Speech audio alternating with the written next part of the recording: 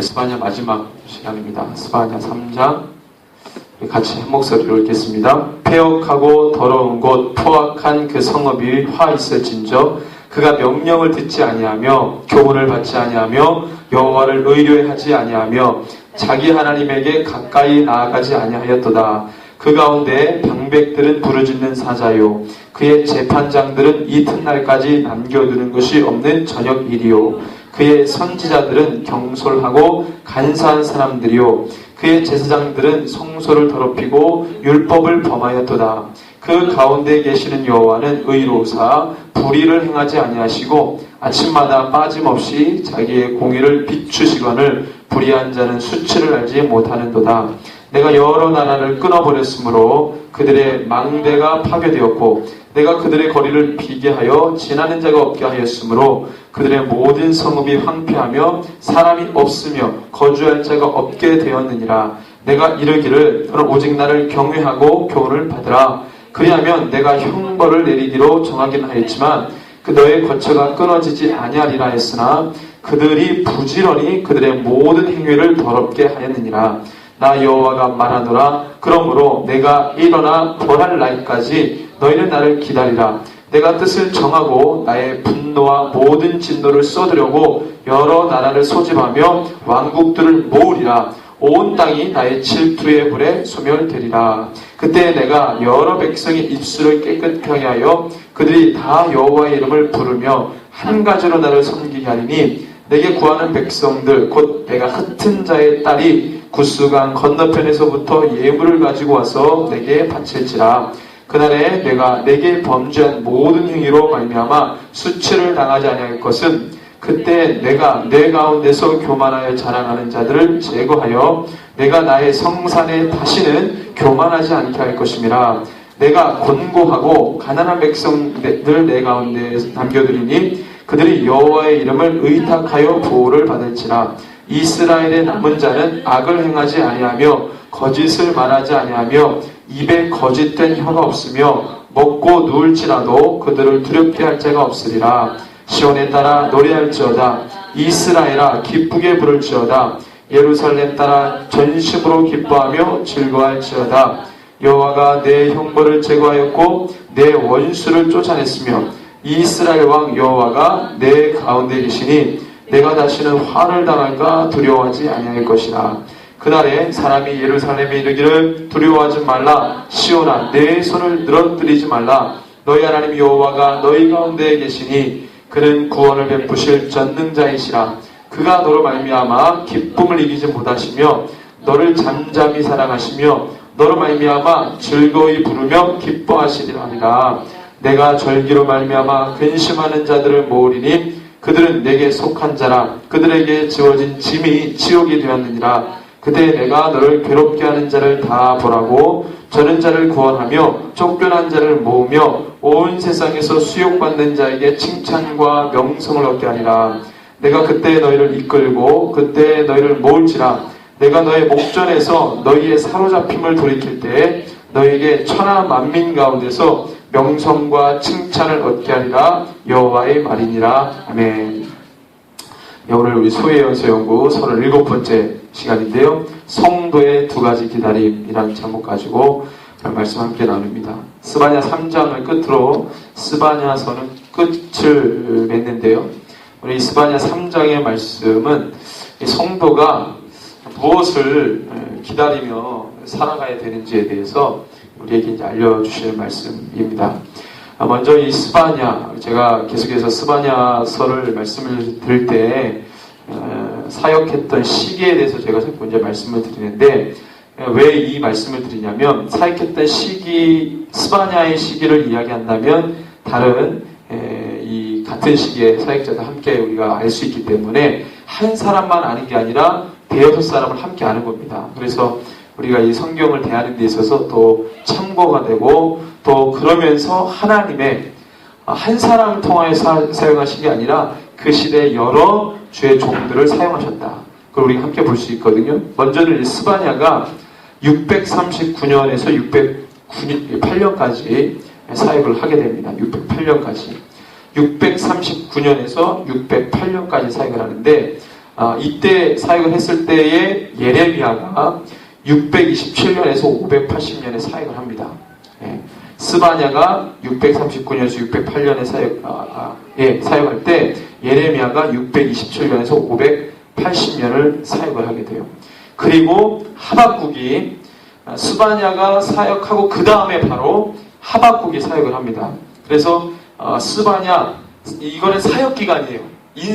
살았던 기간이 아니라 사역 기간이기 때문에 사역 부름받기 전에는 그냥 사는 거죠. 그죠? 사는 거예요. 이 연대를 여러분 착각하시면 안 되는 게 사역 기간입니다.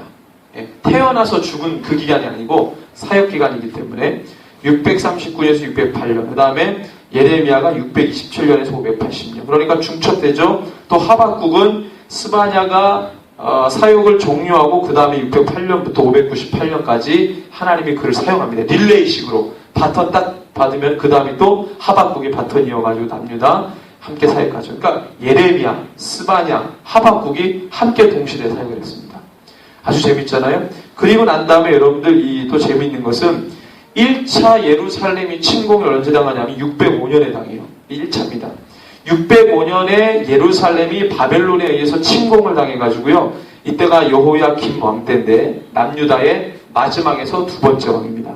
그 다음에 마지막 왕이 여호야김. 이름도 하여튼 이렇게 지어요. 또 헷갈리게. 김긴. 여호야김 때 예루살렘이 침공을 받아서 이때 다니엘과 귀족들이 포로로 끌려가요. 1차 포로입니다. 이때 다니엘이 그러니까 이때 다니엘이 605년도에 어린아이였어요. 어린아이가 귀족인데 끌려가서 거기서 이제 바벨론의 왕궁 교육을 받죠. 그죠? 내시의 교육을 받잖아요. 그래서 바벨론식 교육을 받는데 요때 이제 다니엘이 하나님께 부름받아가지고 여러 가지 놀라운 사건들이 일어나게 됩니다. 그리고 2차 침공이 언제냐면 597년이에요. 597년에 여호야김 왕 때 어떻게 됩니까? 마지막에 시드기하고 그 다음이 전이 여호야긴, 그 다음이 여호야김이거든요. 그러니까 바로 직전, 멸망하기 바로 직전의 왕이에요. 이 멸망하기 바로 직전의 왕 여호야김 때 2차 침공에서 에스겔이 잡혀갑니다. 이때 두 번째 에스겔이 잡혀가요. 에스겔과 1만 명의 전문 직종자들이 다 잡혀가요. 그러니까 일을 할 수 있는 사람 그때 다 잡아가는 거예요. 처음에 귀족 데려갔죠. 두 번째가 전문 직종자들 다 들어가요. 거기에 에스겔이 껴있는 거예요. 처음에 다니엘, 그 다음에 에스겔. 계속해서 누가 사역합니까? 스바냐는 사역 끝났고 하박국, 예레미야가 계속 사역하고 있는 거예요. 남유다에서. 포로로 끌려갈 때 다니엘과 에스겔이 끌려갑니다. 그래서 바벨론 땅에서 누가 사역해요? 끌려간 다니엘과 에스겔이 바벨 땅에서 사역하고 남유다 땅에서는 누가 사역해요? 예레미야와 하박국이 사역하는 거예요. 그 다음에 그 직전에 스바냐가 사역을 했고요. 그러니까 마지막 멸망하기 40년 전에 스바냐, 그 다음에 예레미야, 이런 하박국 이런 사람들이 사역하고 예레미야는 남유다 멸망을 봤어요. 그죠? 남유다 멸망을 본 사람이고 다니엘과 에스겔은 남유다가 멸망했다는 소식을 직접 듣죠. 그러니까 남유다 멸망 소식을 먼저 포로로 끌려간 에스겔과 다니엘이 들으면서 막 가슴을 치고 그 땅에서 직접 예루살렘 무너진 것을 목도한 사람은 스바냐, 예레미야, 하박국이 세 사람. 그리고 예레미야가 과도정부라고 해가지고 남유다가 멸망하고 난 다음에 과도정부가 세워져요. 바벨론이 남유다를 무너뜨리고 난 다음에 꼭두가시 정부를 딱 세웁니다. 괴뢰정부죠. 괴뢰정부의 갑자기 생각이 안 나요, 이름이? 괴뢰정부 수장 이름이 갑자기 생각이 안 나요. 하여튼 있어요. 그 사람이 이 고문으로 예레미야를 딱 세웁니다. 그러니까 이제 남아있는 사람들을 하나님을 믿는 신앙으로 이렇게 좀 하려고 했는데 이 반바벨주의자들이 그 남유다가 멸망할 때 다 도망갔잖아요. 그죠? 친바벨주의자들은 남아있고 반바벨주의자들은 정치적으로 다 도망갔어요. 도망가서 와가지고 그 과도정부, 괴뢰정부의 수장을 암살해서 죽입니다. 그러니까 죽이니까 이제 갑자기 또 예레미야는 거기서 고문을 했는데 지도자가 죽으니까 이 사람도 위태위태한 거예요. 예레미야도 끌려갑니다. 반바벨주의자들, 정치적 성향이 있는 사람들에게 끌려가서 애굽으로 끌려가요. 고생을 막 합니다. 이런 것들이 막 펼쳐지죠. 그러면서 그 땅 가운데 막 무너지고 그 사람들 다 지도자들 다 죽으니까 백성들 어떻게 살 수가 없죠. 그러니까 막 완전히 거지 생활하고, 그런데도 하나님께서 그 땅 가운데 남겨두신 자들이 있는 거예요. 그래서 남겨두신 자들을 통해서 소망을 갖게 하고, 또 하나의 예표가 무너져가는 그 땅에 하나님께서 예레미야에게 뭐 하라 그래요? 땅을 사라 그래요. 땅을 사라. 왜? 아니 다 무너져가는 판에 땅을 사면 뭐합니까? 하나님 그랬더니 너가 왜 땅을 사야 되냐면 반드시 회복이 있기 때문에 바벨론 포로기 반드시 돌아온다. 그럼 그때 회복이 있다. 그러니까 이 하나님께서 다시 돌아오게 한다는 표정으로 밭을 사게 합니다. 땅을 사게 해요. 그래서 이렇게 이제 진행이 되는데, 그래서 이 하나님의 심판과 구원의 의지를 이 동시대 스바냐, 하박국, 예레미야, 다니엘, 에스겔에게 계속적으로 하나님께서 보여주신 거예요. 한 사람에게만 아니라 이 5, 6 사람들이 계속 보여줍니다. 마지막 망할 때 하나님께서 선지자들에게 주신 메시지가 뭐예요? 돌아와라. 계속 돌아와라. 그러면서 뭐예요? 죄를 막 심판하죠. 딱 무너졌어요. 무너진 걸 보면서도 마음을 돌이키지 않은 사람들이 있습니다. 정치적 성향으로 막 풀어버려요. 그냥 정치적으로 뭔가 외교를 못해가지고 우리나라가 약해서 참 정치적인 논리로 푸는 거예요. 지금도 마찬가지죠. 이게 하나님이 역사의 주관자라서 하나님께서 좌지우지하시는 거고, 한 나라를 벌하기 위해서 다른 나라들을 모집하는 게 누굽니까? 모으는 게 하나님이시거든요. 여기 말씀해 보니까 이렇게 이제 말씀합니다. 8절에 보니까 나 여호와가 말하노라. 그러므로 내가 일어나 벌할 날까지 너희는 나를 기다리라. 내가 뜻을 정하고 나의 분노와 모든 진노를 쏟으려고 여러 나라를 소집하며 왕국들을 모으리라. 이렇게 말씀하시거든요. 하나님이 역사의 주관자니까 그들을 모으는 것은 하나님입니다. 근데 그들은 그렇게 생각 안 하겠죠. 자기네들이 강하니까 강대국끼리 모여가지고 약속을 죽이자. 이래가지고 그들이 연합전선을 펴가지고 이렇게 오지만 그것을 허락하신 분이 누구예요? 하나님이시라는 거예요. 그러니까 하나님이 역사의 주관자라는 것을 알아야 되는데 그걸 모르는 거죠. 이 정치 권력자도 모르는 거예요. 하나님 모르기 때문에 모르죠. 그래서 이 스바냐가 이 멸망하기 직전에 계속해서 하나님께서 주신 말씀을 가지고 계속, 그렇지만 멸망과 심판을 이야기하지만 그 다음에 또 뭐예요? 반드시 하나님의 소망을 얘기하는데 3장이 바로 2가지를 이야기합니다. 오늘 성도가 기다려야 될 2가지가 뭐냐면, 첫 번째는 심판입니다. 성도는 심판을 기다립니다. 2번째는 뭐겠어요? 회복입니다. 성도는 2가지를 다 기다리는 거예요. 심판을 기다립니다. 그 다음에 구원을 기다립니다. 이 2가지를 함께 바라보는 것이 건강한 이 마지막 때 성도인 거예요. 이 마지막 때에 위험이 다가오면 다 도망가고 싶죠. 그렇죠? 근데 하나님께서 위험이 올 때에 그것을 바라보고 도망가라 이렇게 말씀하시기보다는 하나님께서 이 땅 가운데 징벌하시고 그 다음에 이 죄를 하나님께서 지적하시고 선포하시는 부분에 대해서 듣기를 원하십니다. 들은 자가 어떻게 해요?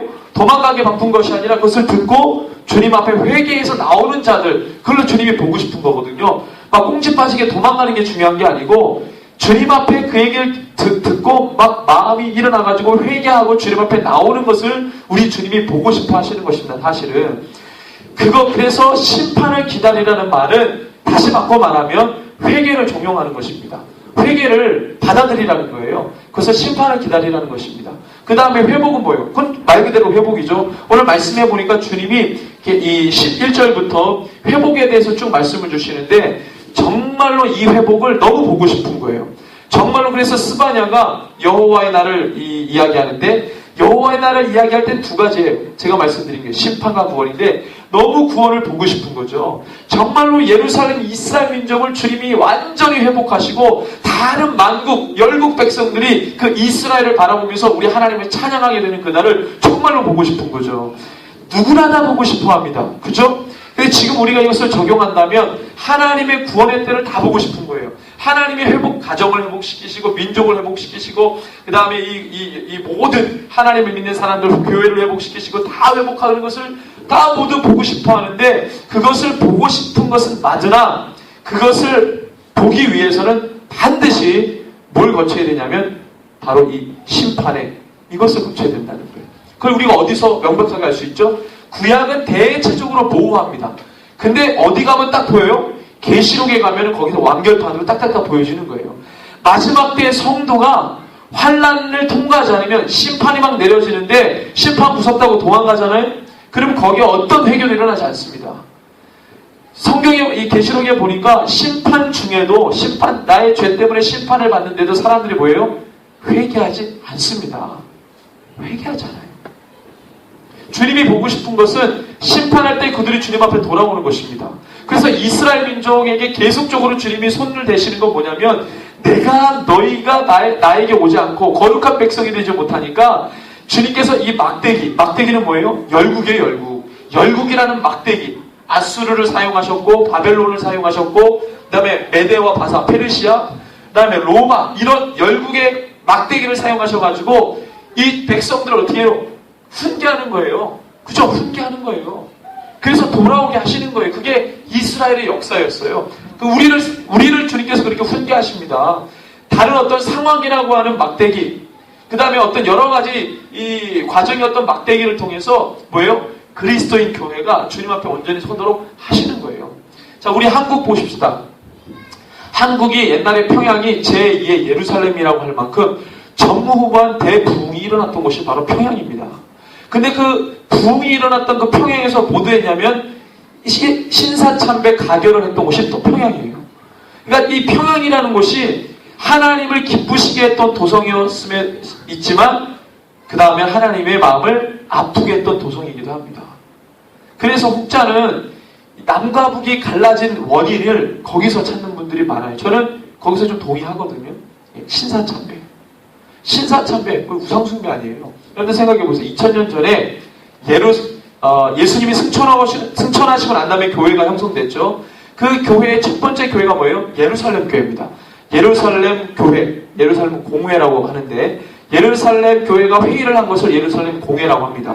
그 예루살렘 공회에서 황제의 숭배, 로마 황제의 숭배가 막 다가오고 로마 황제만 섬겨야 된다라고 하는 이게 딱 떨어져가지고 막 예루살렘 공회를 압박하고 그 다음에 사도들 가가지고 막 로비해가지고 그 다음에 협박하고 그래가지고 사도들이 만장일치로 우리는 황제 숭배를 어쩔 수 없이 가결한다. 그런 적 있었나요? 없었잖아요. 황제 숭배가 그렇게 강하게 다가올 때 어느 누구도 그것을 맞다라고 말하는 사람이 없어요. 예수님의 12제자 가운데. 없잖아요. 아무도 없습니다. 맞서 싸웠죠. 순교당했죠. 초대 교부들, 사도들의 제자인 속사도, 교부들도 이 황제 숭배 때문에 313년 기독교 공인되기 전까지 얼마나 많은 수많은 주의 종들이 순교를 당했는지 몰라요. 그 강압과 폭압에 맞서가지고 엄청나게 순교당했습니다. 아주 잔인하게. 말도 못해요. 근데 한국은 그런 사도들의 정신을 깨버리고 평양에서 전무후무한 대부흥이 일어났던 평양에서 신사참배를 가결하는 거예요. 우상숭배를 받아들이는 거예요. 2013년 11월이죠. 부산 WCC 하는 거예요. 2014년 5월 22일 카톨릭과 교회 직제일치 하는 거예요. 한국교회, 하나님께서 보실 때 한국교회를 정말로 동방의 예루살렘이라고 말하고 제2의 예루살렘이라고 말할 정도로 하나님이 정말로 마지막 때에 귀하게 쓰실 이 민족인데 그걸 다 우리가 분탕질해 놓는 거예요. 얼마나 가슴 아픈지 모릅니다. 그걸 우리가 지금 보고 있습니다. 이 신사참배한 건 우리가 못 봤어요. 말로만 들었지 그거보다 더 악랄하고 비열하고 신학적으로 그때는 정말로 그때는 이 총칼을 앞세우니까 어쩔 수 없이 했을 거예요. 그죠? 내 앞에다가 총과 칼을 들고 목사님들 그 회의 장소에 뒤에다가 군인들 다 배치시켰잖아요. 그래가지고 총칼을 들고 있으니까 울며 겨자 먹기로 한 거죠. 지금은 누가 총칼을 뒤밀었습니까? 우리 스스로가 결정한 거예요. 우리 스스로가. 이게 더 악랄한 거 아니겠어요? 그냥 가슴이 무너지는 거예요. 하나님께서 마지막 때 이 대한민국을 세계 열방을 먹여 살릴 거룩한 교회로 사용하시려고 그렇게 100년 전부터 준비해서 많은 주의 종들의 목숨을 다 주님, 그죠? 그 순교를 다 받아내시고 그리고 이 민족을 살게 하셔서 세계 제4번째 선교사를 파송하는 국가로 주님이 세우셨어요. 그런데 우리 스스로 세상의 우상 숭배를 다 받아들이는 거예요. 우리 스스로 그 사명 감당 못하겠다고, 안 하겠다고 하는 거죠. 하나님을 기만하는 저 카톨릭과 함께 뭔가를 하겠다는 거예요. 배도. 집단 배도. 스바냐가 들으면 낙원에서 하나님 앞에 저 내려가서 선포하게 좀 해달라고 지금 막 아우성일 거 아니에요. 저 낙원에서 주님의 종들이 저가 내려가가지고, 예? 여러분들 이 나사로와 부자 비유 아시죠? 그때 부자가 지옥에 갔잖아요. 음부에 떨어졌습니다. 지옥에 갔어요.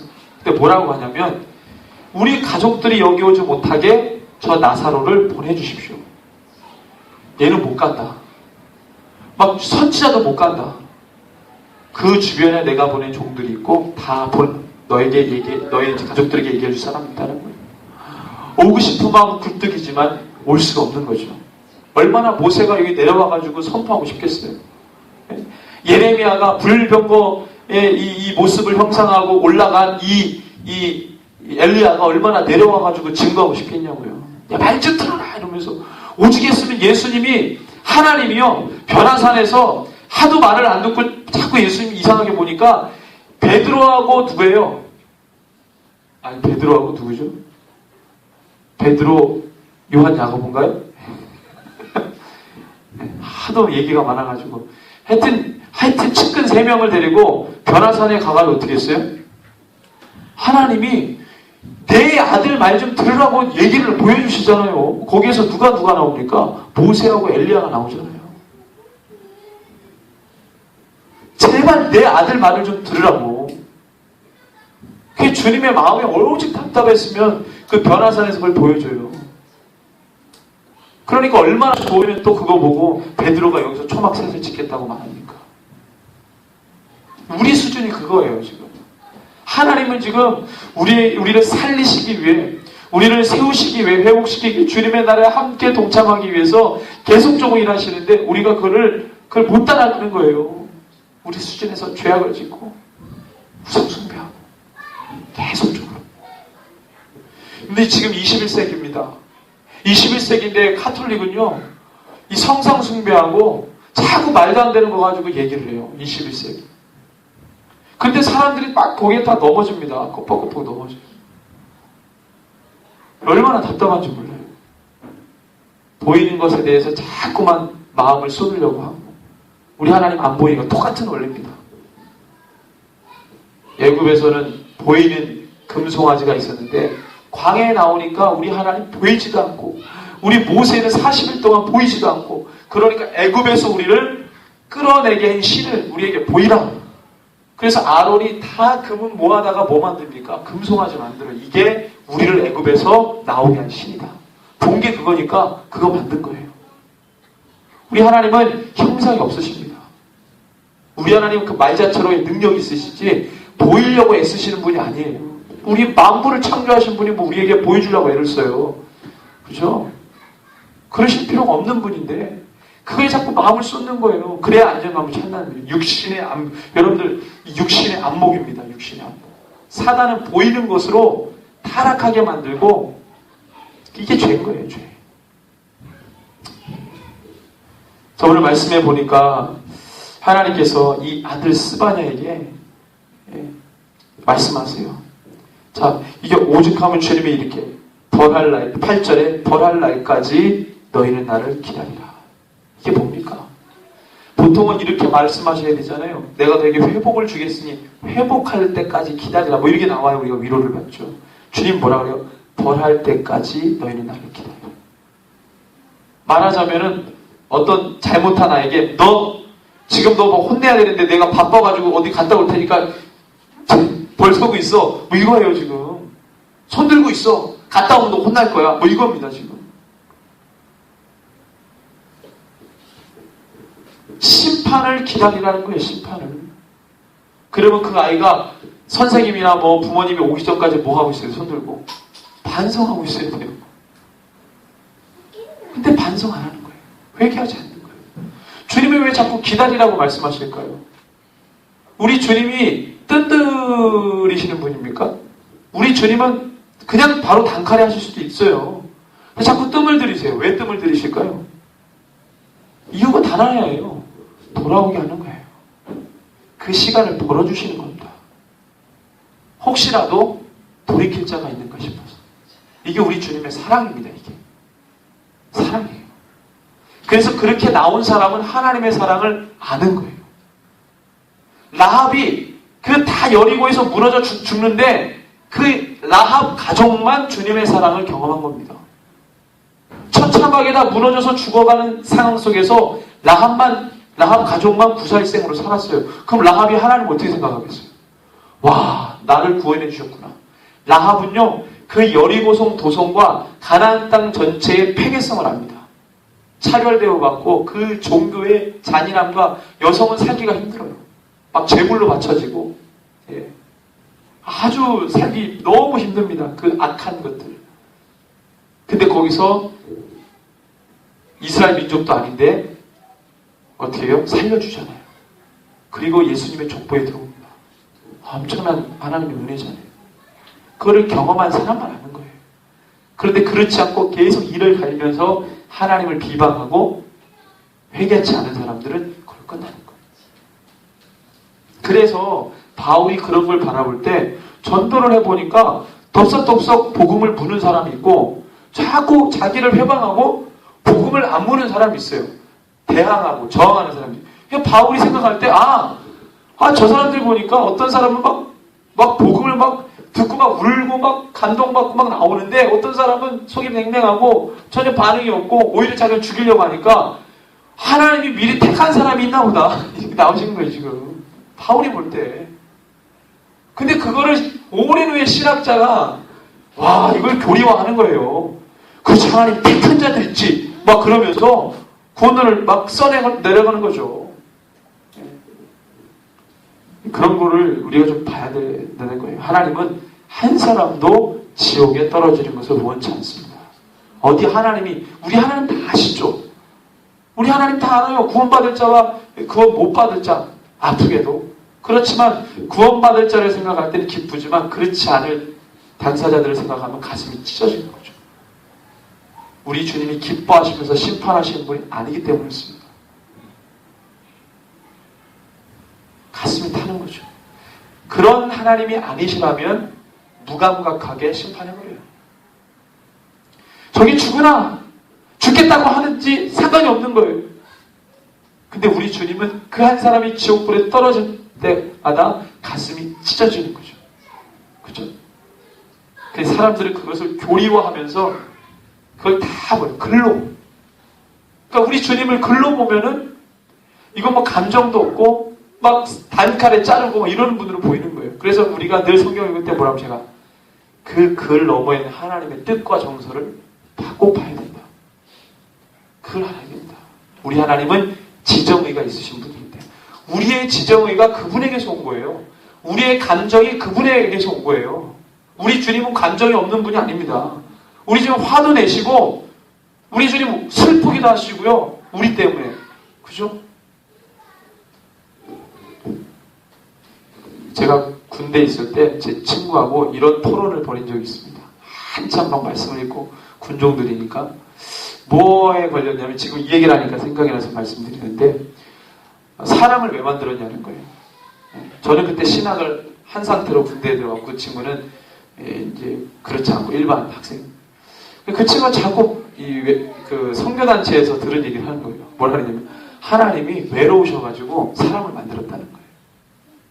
근데 저는 그게 받아들여지지. 우리 하나님이 외로움을 타가지고 사람 만들었을까? 그게 이해가 안 되는 거예요. 왜? 여러분들 어떻게 생각하세요? 우리 하나님이 외로움을 타시는 분인가요? 그러니까 우리가 하나님의 뜻과 정서를 우리가 묵상하는데 이렇게까지 넘어가면 이단되는 거예요. 그죠? 제가 그 한계치를 그어드리는 겁니다. 넘어가면 이단에 빠지는 거예요. 네. 손 드셨어요? 그 이제 아담과 헤아를 이제 그걸 할 때 이렇게 그 동산에서 하나 있으니 이론이 하나님께서 갈빗대를 하나 부질고서 하나 만들었잖아요. 그렇죠. 네. 저 호흡을 넣어서 네.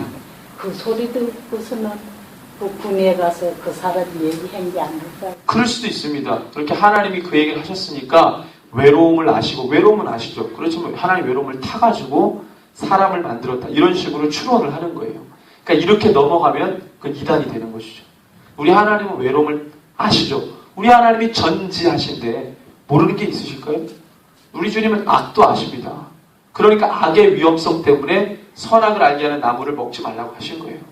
그죠? 우리 주님은 모든 걸 아시지만 우리 주님이 죄를 아시는 게 죄를 지었기 때문에 우리 주님이 죄를 아십니까? 외로움을 탔기 때문에 외로움을 아시는 거예요? 아니잖아요. 그렇게 넘어가면은 이단되는 거예요. 그렇지만 우리가 이 선한 마음을 가지고 감정이 있잖아요. 선한 마음을 기반한 감정이 있잖아요. 슬플 때 슬퍼하고 기쁠 때 기뻐하고 이런 선한 감정들은 우리 하나님도 있으신 거죠. 그렇죠? 그래서 우리가 성경을 읽을 때 이 신학자들은 하나님을 그렇게 이해하지 못했어요. 500년 전의 신학자들은 하나님을 그렇게 이해하지 않았습니다. 그들은 어떻게 하나님을 이해했냐면 성경의 히브리어 성경에 기록된 것을 언어학적으로 푸는 거예요.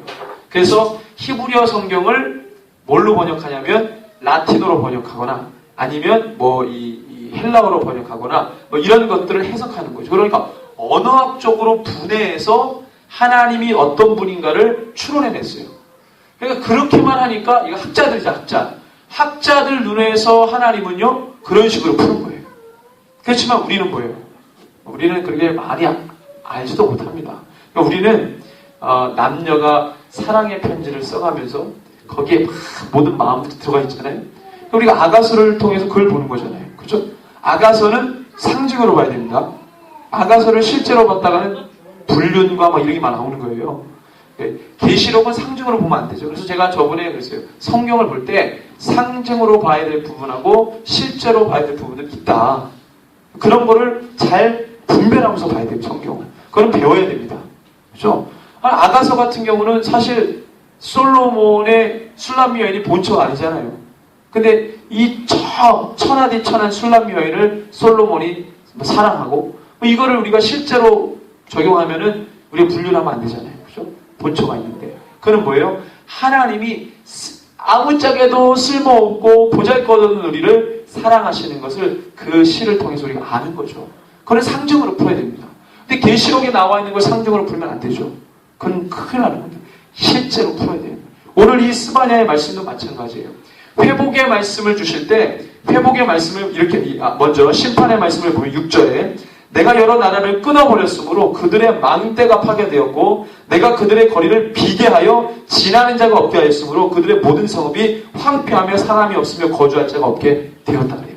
이것이 그대로 적용이 되면은 실제 성읍에 파리 한 마리 못 다니는 성읍이 되게 만들어버리는 거예요. 하나님이. 물 하나도 풀 한 포기도 자라지 못하는 땅으로 하나님을 만들어버린다. 실제로. 그래서 여러분들 중동 지역에 옛날 역사에는 굉장히 번화한 나라들과 국가 성읍이 있었는데 지금은 다 모래, 사막이 돼버렸어요. 특별히 예를 들면은 아브라함이 살았던 우르라고 하는 도시는 아브라함이 살았을 때는 종교 중심 도시입니다. 그때가 수메르 국가의 종교 도성이 바로 우르였어요. 그때가 난나신이라고 해서 달의 여신인데 그 달의 여신을 최고의 신으로 섬겼던 때입니다. 아브라함이 살았던 때. 아브라함은 상업의 중심지, 종교의 중심지인 우르에서 살았어요. 근데 그 우상이 번성했던 종교 중심지 우르가 지금 어디 갔어요? 지금 고고학자가 1800년도 영국 사람이 가서 이렇게 봤는데요. 완전 다 모래 사막이에요. 광야로 변해버렸어요. 아무것도 없어요. 유적, 돌멩이, 돌담 무덤 몇 개 있고 없어요. 실제로 하나님이 그렇게 만들어버려요. 실제로. 그 다음에 이제 주님께서 14절부터 이 회복에 대해서 이야기할 때 시온에 따라 노래할지어다 이스라엘아 기쁘게 부를지어다 예루살렘 따라 전심으로 기뻐하며 즐거할지어다 여호와가 너의 형벌을 제거하였고 내 원수를 쫓아냈으며 이스라엘 왕 여호와가 내 가운데 계시니 너가 다시는 화를 당한 거 두려워하지 아니할 것이라. 그날에 사람이 예루살렘에 이르기를 두려워하지 말라. 시온아 내 손을 늘어뜨리지 말라. 너희 하나님 여호와가 너희 가운데 계시니 그는 구원을 베푸실 전능자이시라. 그가 너로 말미암아 기쁨을 이기지 못하시며 너로 잠잠히 하시며 너로 말미암아 즐거이 부르며 기뻐하시리라. 18절에서 20절에 보면은 완전히 회복된 이스라엘이 여전히 있어요. 시온이 여전히 있다는 것은 다른 옛 도성들은 다 없어지고 다 심판받고 다 황폐가 됐는데 오직 예루살렘 시온만 주님이 번성하게 하고 사람이 살게 하고 축복하시고 보호하신다고 말씀하세요. 여러분들 옛 도성 중에서 여리고 다음에 몇 개가 있습니다. 고대 도시들 가운데 여리고 없어졌죠 지금? 소돔과 고모라 없어졌죠? 아주 옛 도성들인데 예루살렘은 아직도 있어요. 예루살렘은 아직도 있죠. 예루살렘은 아직도 사람들이 많이 살아요. 물론 중간에 한 몇백 년 정도 완전히 그 광야 땅이 됐죠. 그 예루살렘이. 지금은 어떻게 해요? 이 1800년대부터 유대인들이 들어오기 시작했습니다. 1차 세계대전 끝나고 그 땅을 정식적으로 세계 정부로부터 유대인들이 우리가 여기다 땅 독립하겠다. 땅을 샀어요. 1차 세계대전 끝나고 땅을 삽니다. 2차 세계대전 끝나고 그 땅에 들어가서 독립해버려요. 그리고 난 다음에 그 1800년대 처음에 들어올 때 유대인들이 얼마나 머리가 좋은지 그 사막을요 다 물을 다 끌어와가지고 거기다 풀을 내게 하고 수목을 내게 해가지고 사람이 살 수 있는 땅을 만들어요. 그러니까 인근에 있었던 중동 사람들이 그 땅에 사람 살만한 땅이 되니까 자기들이 막 들어옵니다. 그래서 지금 팔레스타인이 된 거예요. 그래서 처음에 1800년도에는 러시아나 이런 데서 유대인들이 와가지고 초기 정착을 합니다. 해가지고 거기서 사람이 살만한 땅이 되게 하니까 중동에 흩어졌던 사람들이 중동 사람들이 들어와가지고 더불어 살았던 거예요. 그게 바로 팔레스타인의 기원이 된 겁니다. 그들은 계속 얘기했죠. 팔레스타인이 블레셋에서 기원이 됐다. 뭐 이러면서 그때부터 거기서 사는 것처럼 얘기하지만 역사적으로 그렇지 않아요. 그러니까 하나님께서 성경에 기록한 그대로 주님이 행하시는 거예요. 실제로 이 스바냐에게 하나님께서 말씀하신 것, 예루살렘을 심판하시고 예루살렘을 회복하시는 하나님의 매일 말씀을 이가 선포하는 겁니다. 그래서 이 6절에 보니까 내가 여러 나라를 끊어버렸으므로 그들의 망대가 파괴되었고 내가 그들의 거리를 비게 하여 지나는 자가 없게 하였으므로 그들의 모든 성읍이 황폐하며 사람이 없으며 거주할 자가 없게 되었다. 이렇게 얘기합니다. 망대가 파괴되었다는 것은 성읍으로서의 기능을 완전히 상실했다는 겁니다. 그때 성읍은 적이 쳐들어올 때 이 성을 보호할 방벽들 있잖아요. 이 성벽이 있잖아요. 그 성벽의 망대는 무슨 역할을 합니까? 적이 들어오는 것을 먼저 알리고 보는 겁니다. 그게 파괴됐다는 것은 국민들을 보호할 이 성의 구실을 못했다는 거예요. 그것은 다른 말로 말하면 주님이 보호하지 않는다는 것이죠. 주님의 보호의 기능이 없어진 거예요. 예루살렘 성전이요, 예루살렘 성읍이 망대가 없어도 하나님이 지키시면 그때는 그 성읍은 견고한 성읍이 됩니다. 망대 같은 거 없어도. 그러니까 결국엔 뭐냐면 하나님이 지켜주시냐 지켜주지 않느냐예요. 우리의 인생도 마찬가지입니다. 내가 세상적으로 잘 나간다 하더라도 주님을 모르면 그것은 풍전등화의 인생인 거예요. 근데 내가 별거 없어 보여도 하나님을 붙들고 사면은요, 그것처럼 안전한 게 없다는 것입니다. 이게 바로 복음인 거예요. 그것을 우리 스바냐를 통해서 보여주고 있습니다. 9절을 먼저 읽어보면 그때 내가 여러 백성의 입술을 깨끗하게 하여 그들이 다 여호와의 이름을 부르며 한 가지로 나를 섬기게 하리니 이렇게 말씀하세요. 이 하나님께서 심판을 하시고 난 다음에 그 백성들 이제 다 무너졌으니까 누구만 보입니까? 세상 의지할 거 없잖아요. 다 무너졌으니까 오직 주님을 바라보게 해서 그 입술을 정결하게 하고 깨끗하게 합니다. 그래서 누구만 보게 해요? 하나님만 보게 하는 거예요. 우리 인생도 똑같아요. 우리가 인생 의지하고 살다가요, 주님을 다 끌어놓고 다 무너뜨려놔요. 그럼 나중에 주님 죽겠다고 주님 부릅니다. 천부의 의지 없어서 하고 주님 앞에 나와요. 그럼 주님이 그때 귀를 기울이시고 그 생명을 걷어주시는 거예요. 그럼 이제 넘어지면 안 되죠. 계속 가야 되겠죠. 그런 논리로, 그런 하나님의 일하심이 있는 것이죠. 그렇게 주님을 보게 한다는 것입니다. 주님이 제가 이 부분 말씀드리고 마칠 텐데요. 3장 1절에서 3절까지 5절까지 말씀을 보면은 이 4절에 그의 선지자들은 경솔하고 이렇게 나옵니다. 분명히 선지자들이라고 말씀하시거든요. 이 예루살렘의 이 폐역성에 대해서 이야기할 때 이 예루살렘 안에 있었던 여러 가지 심판받을 말하자면 이 모습들이에요. 그 중에 뭐가 있냐면 선지자들이 나옵니다. 이 선지자들은 경솔하고 간사한 사람들이라고 해요. 왜 이렇게 말하냐면 하나님이 주시지 않는 말을 하는 것이죠. 지금으로 말하면 성경에 없는 얘기를 하는 거예요. 이 선지자는 하나님의 말씀을 받아서 그대로 전하는 사람이 선지자입니다. 하나님이 심판을 명하면 심판을 말하고 회복을 말하면 회복을 명하면 회복을 말하는 게 선지자예요. 그게 선지자의 기능입니다. 그런데 이 선지자들이 대중들을 보고 하나님이 주신 말을 왜곡시켜서 전해요. 심판을 전해야 되는데 회복을 전하거나 회복을 전해야 되는데 심판을 전하는 것이죠. 하나님의 말씀을 굽게 해버리는 거예요. 하나님의 말씀을 온전히 흘러가지 못하도록 해버리는 거예요. 하나님의 무게를 다 산산조각 내가지고 아무짝에도 쓸모없는 바람에 훅 날리면 싹 사라져버릴 그런 말씀으로 아주 귀한 말씀을 아주 무게감 있는 말씀을 아무짝에도 쓸모없는 말씀으로 해버리는 거예요. 지금 제가 이런 표현을 쓰겠습니다. 물타기. 성경에 물을 타는 거예요. 성경은 완전한 이 색이 있습니다. 뭐 빨간색이면 빨간색, 문색이 있는데 이거를 물타기 해가지고 흐리게 만들어 놓는 거예요.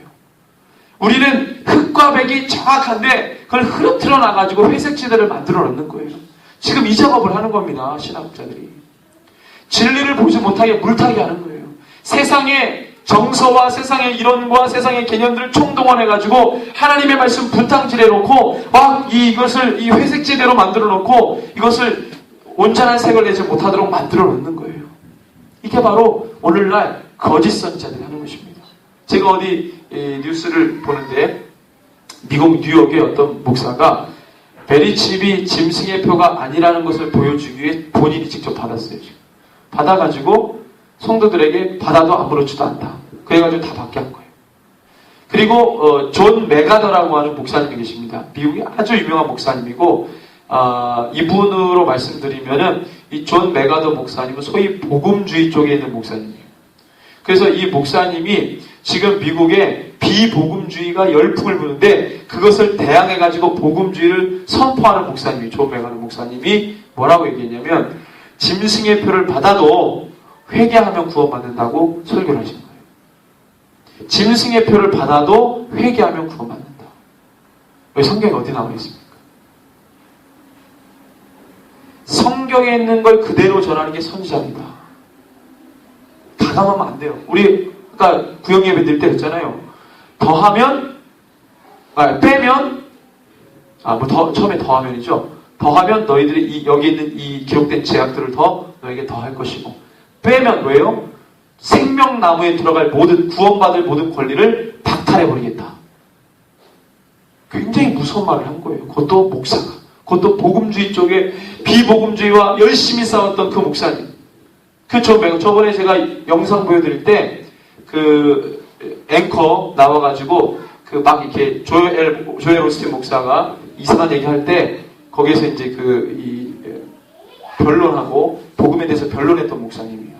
근데 사람들이 다 우습게 여기고 막 아닌 것 같다고 막 그러잖아요. 그 목사님이 설교할 때 짐승의 표 받아도 회개하면은 구원받는다고 그런 거예요.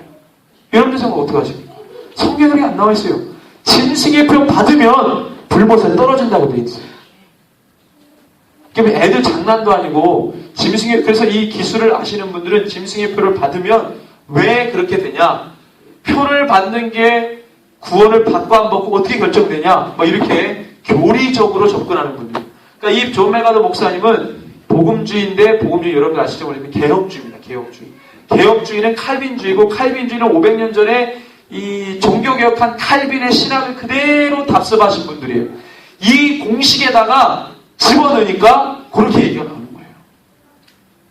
그 공식이에요, 공식. 왜? 회개하면 용서받는다는 공식에 그걸 넣는 거예요. 그러니까 짐승의표 받아도 회개하면 구원받는다. 공식이에요, 공식. 성경 말씀을 공식을 통해서 공식적으로 보는 거죠. 성경 말씀이 그렇게 안 돼 있잖아요.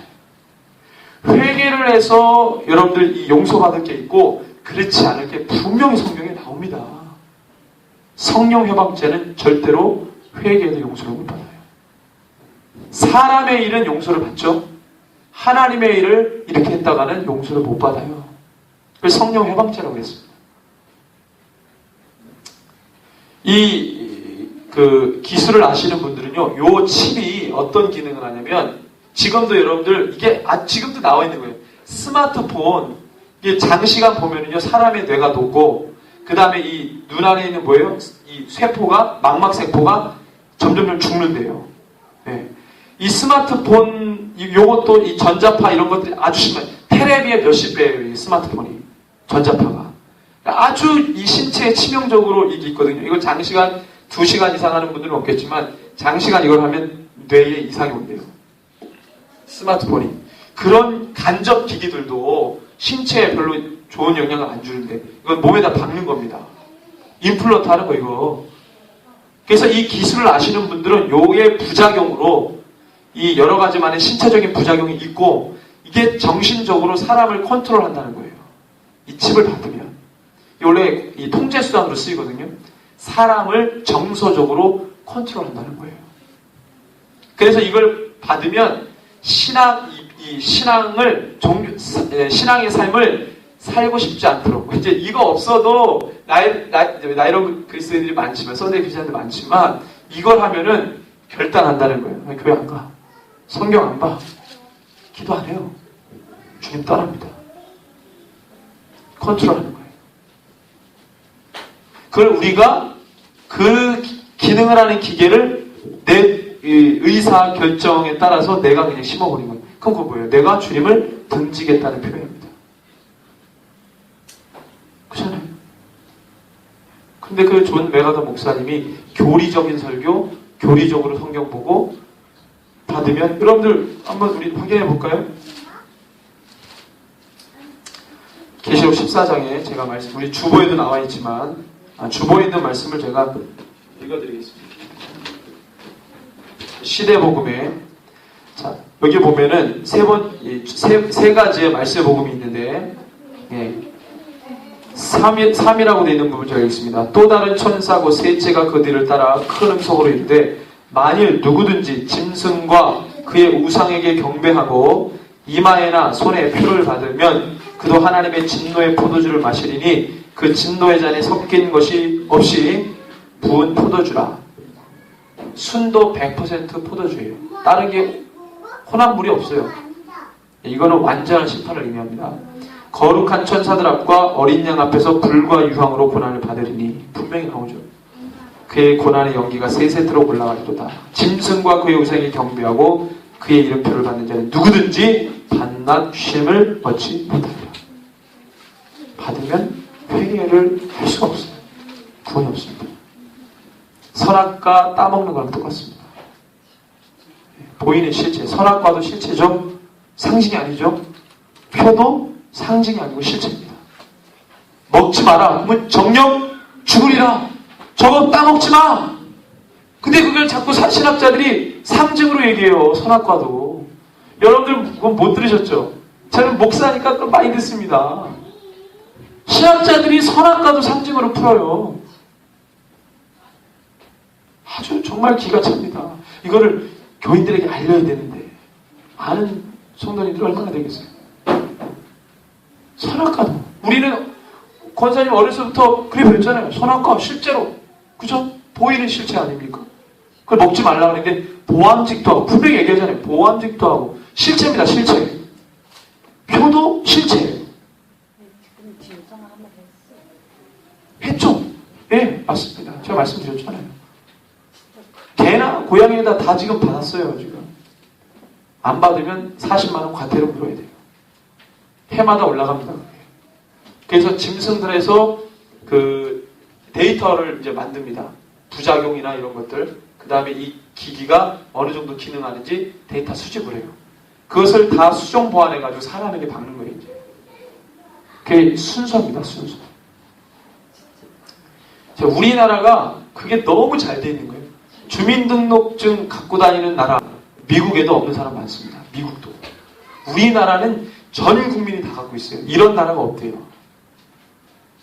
미국 같은 데는 자기 개인정보가 어떤 기관으로 넘어가는 게 별로 없는데 우리나라는 툭 하면 다 줍니다. 주민등록번호 알려주세요. 그럼 뚜루룩 얘기를 해줘요. 그럼 다 나오는 거예요.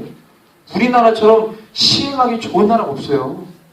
이미 그냥 인프라가 딱 돼 있는 거예요. 시범국가 됐잖아요. 자랑스럽게. 큰일 났습니다.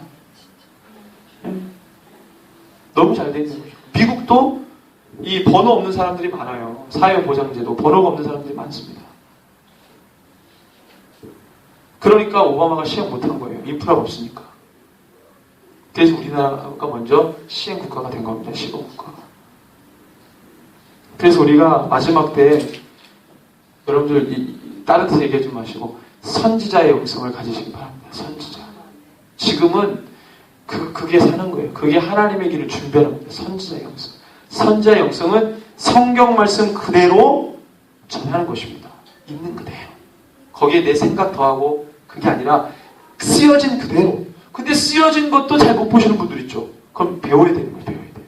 자꾸 읽어보시고 있는 그대로 선포하시고 그대로 믿고 가는 겁니다. 그게 살 길이에요. 주님 오실 길을 그렇게 준비하는 겁니다. 저 여러분들 마지막 때에 주님 오실 길을 깨끗하게 준비하는 거룩한 주의 교회가 되시기를 주님의 이름으로